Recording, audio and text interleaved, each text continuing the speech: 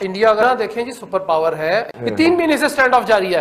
3 महीने से उन्हें पता है जी कि इंडिया का जो है वो हमें थप्पड़ मार मार के मार देगा। तो जरूरत क्या पंगा लेने की, मतलब उड़ना नहीं आता तो क्यों उड़ते हैं। इस सब चाइना को तकलीफ ये हो रही है कि वो जो कुछ बेहतर इलाका था जहां से वो उनको रोक सकते हैं, इंडिया इसने ले लिया है। पाकिस्तान सियाचिन से अपनी जगह वापस नहीं ले सका, लेकिन अनफॉर्चुनेटली हमें शदीद नुकसान के बाद कारगिल खाली करना पड़ा। चाइना के लिए बड़ा क्रिटिकल टाइम है। क्या इसका जो फॉल आउट होगा, कि रिटेलिएशन होगी, क्या वो अफोर्ड कर पाएंगे? चीन को ये भ्रांति है कि भारत एक छोटा सा देश है फिलीपीन जैसा, जो कि दादागिरी सह लेगा, धक्के खा के चुपचाप सिमट के कोने में बैठ जाएगा। तो ये भारी भूल है चीन की। ये 1962 का भारत नहीं है।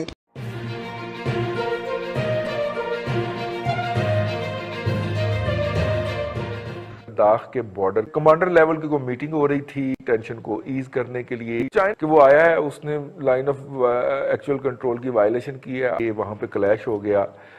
ऐसा नहीं होना चाहिए, जंग नहीं होनी चाहिए जी। लेकिन इसकी नौबत क्यों आ रही है, ये दूसरा है। पहले क्लैश के अंदर तो बिल्कुल ही काम खराब हो गया था, और अभी वहां पे असला इस्तेमाल नहीं हो रहा, और ये हाथों की लड़ाई है जी वहां पे, जो कि दोनों अफवाज लड़ रही हैं चाइनीज, वो जो है इसमें बुरी तरह फ्लॉप और बेनकाब हुए। अच्छा रिजवान साहब देखें, टेंशन तो है, होता ये है, वो जो मैं सियाचिन में रहा हूँ, मैंने ऑपरेट किया है, कोई 1 साल हमने वो एरिया को मैं बड़ी अच्छी बखूबी जानता हूँ।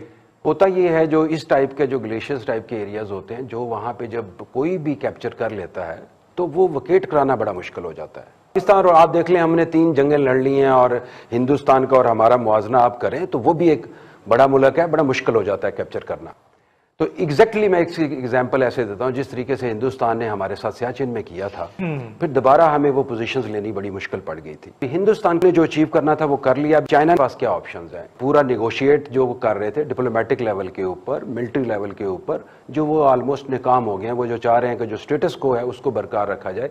चाइना के पास जो ऑप्शन है वो ये है, पहली ऑप्शन तो ये है कि वो फुल फ्लैज उसको रिटेलिएशन पे जाए और इसी पे जंग लड़े, और इंडिया को भी ये पता है कि वो लेना बड़ा मुश्किल है क्योंकि ऑलरेडी ऑक्यूपाइड पोजीशंस हैं।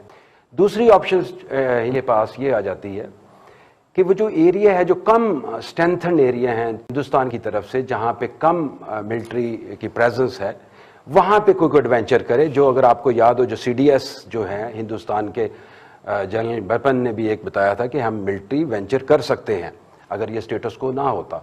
तो अगर इन केस हिंदुस्तान की जहां लेस प्रेजेंस है वहां चाइना कोई मिस एडवेंचर करता है, लेकिन फिर दूसरी चीज उनके ज़हन में ये भी होनी चाहिए, वहां पे थिंक टैंक्स प्रिवेल करते हैं, वो ये भी सोचेंगे क्या इसका जो फॉल आउट होगा, कि रिटेलिएशन होगी, क्या वो अफोर्ड कर पाएंगे। चाइना के लिए बड़ा क्रिटिकल टाइम है, और अगर वो ये इसका बदला लेते हैं यहीं पे इस प्रेजेंट एरिया में, वो नामुमकिन है, क्योंकि मैंने आपको जोग्राफिकल एरिया की लोकेशंस और उसकी प्रॉब्लम बता दिए हैं कि जो डोमिनेंट प्लेसेस होती हैं उनको नहीं कर सकते, और जो दूसरा लेस ऑक्यूपाइड एरियाज हैं वहां पे वो कर सकते हैं, लेकिन वो एक उसका जो फॉल आउट आएगा, जो चाइना चीज को अफोर्ड कर सकेगा, वो एक बड़ा क्रिस्टल क्लियर है, जो मेरा नहीं। अच्छा होगा क्या, अभी देखें मेरे ख्याल के अंदर ये ऐसा ही चलता रहेगा, छोटी मोटी टेंशन हैं टेक्टिकल लेवल के ऊपर, ये चीज चलती रह जाएगी, दोनों मुल्क अफोर्ड नहीं कर सकते। वैसे अपना चाइना के उनको फेस सेविंग भी चाहिए, पब्लिक जो है, एक उनकी पब्लिक और एक उनका मीडिया, वो उनको कंपनसेट करने के लिए, बताने के लिए कि हम कुछ करने जा रहे हैं, हम टॉलरेट नहीं करेंगे। इस तरीके से मोदी साहब की पर्सनैलिटी है, वो कुछ भी हो सकता है, लेकिन इस लेवल पे वो नहीं जाएंगे कि वो जंग पूरी फुल फ्लैज हो जाए। ठीक है, तो चाइना की ये भी तो कोशिश हो सकती है ना कि मैं मैक्सिमम स्पेस गेन कर लूं, कि उसके बाद अगर मुज़ाकरात हों भी ड्यूरिंग स्नोफॉल और दोनों साइडें अपनी अपनी पोजीशन पे दबक के बैठी हों, तो उस वक्त जो है वो मैं अपर हैंड पे मुज़ाकरात की टेबल पे जाऊं। ये इस तरह की भी तो कोई मूव हो सकती है। ऐसी मूव 2 दफा हो चुकी है, आपको याद होगा। इंडिया ने सियाचिन में की थी, पाकिस्तान ने कारगिल में की थी। ठीक है, पाकिस्तान सियाचिन से अपनी जगह वापस नहीं ले सका, लेकिन अनफॉर्चुनेटली हमें शदीद नुकसान के बाद कारगिल खाली करना पड़ा। हम वहां से वापस आ गए और हमने वो चीजें, वो जगह छोड़ दी जहां से इंडिया का हमने राब्ता सियाचिन के साथ बिल्कुल अपने सामने रखा हुआ था, और जब चाहे मर्जी किसी को रोक लेते आप, ऊपर कोई नहीं जा सकता। प्रॉपर प्लान, अब तो ये साबित हो गया ना कि हमने जो कुछ planning किया था नहीं। वो भी हमने अपने किया, अपने प्लानिंग के साथ ही था। नहीं बात नहीं सप्लाई फिर आप सिक्योर करते हैं ना पहले। इंडिया ने हेलीज के जरिए सप्लाई सिक्योर की ना सर। नहीं, हेलीज के जरिए तो आप कभी भी कर सकते हैं। आप भी तो हम भी कर सकते हैं, सियाचिन में हमारे क्या हो हेलीज रहा तो होते थे भाई। है, देखिए सियाचिन के साथ उन्होंने वो ऐसी तरह पहुंचे थे जब बर्फबारी थी, और पाकिस्तान को सरप्राइज मिला था जब ऊपर वो पहुंच चुके थे। चाचू, हम तो नीचे रह गए चाचू चंद एरोनॉटिकल माइल के ऊपर सकर्दू मौजूद था। इंडियन एयरफोर्स जब वहां पे आके MiG-29 मार रही थी, तो हम क्यों नहीं अपने F-16 मार सके वहां पे? मेरा ख्याल है कि अगर आपको याद हो कि जब कारगिल हुआ है, तो उस दिन अगर आपको वो तकरीर याद हो शहबाज शरीफ साहब की, जो उन्हें लाहौर रेलवे स्टेशन पे फरमाई थी, आप और हम सारे कंटेनर के ऊपर बैठे हुए थे, सामने कंटेनर पे शहबाज साहब थे, और उन्होंने नारा लगाया था और हमने भारत का एक तैयारा गिरा दिया कारगिल में।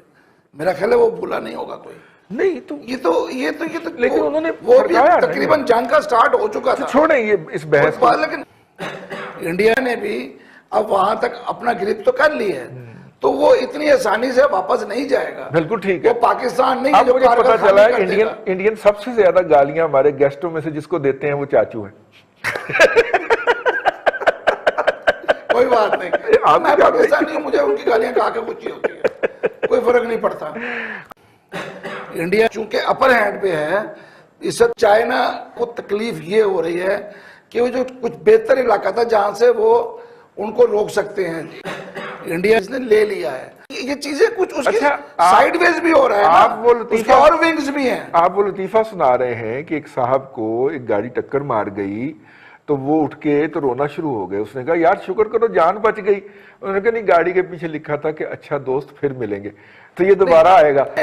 चाइना जो है, अगर उनकी ये गलती, इसलिए एक चीज समझने वाली बात है, अमेरिका इस वक्त फार ईस्ट में जिस तरह उनको घेर रहा है, जिस तरह पूरी बहरिया अमेरिका की उस इलाके में बेड़े जा रहे हैं, और जिस तरह से उन्होंने वहां पे उनको घेरा हुआ है, ठीक चाइना का इस वक्त पूरा जो है वो सी पैक रूट्स जो हैं उसको उन्होंने सेव करना है। सही, ये बात अब समझ लेनी चाहिए। ठीक, कोई चाइना को, हर मुल्क को हक है कि वो मुतबादिल रास्ता अपना क्लियर रखे। सही, चाइना को सी पैक क्लियर रखना है। सी पैक क्लियर रखने के लिए स्कर्दू, लद्दाख, ऊपर सारा इलाका जो है, वो जितना उनका ज्यादा कंट्रोल होगा उतना सी पैक महफूज होगा। तो उन्होंने भी अपनी चीजें देखनी है।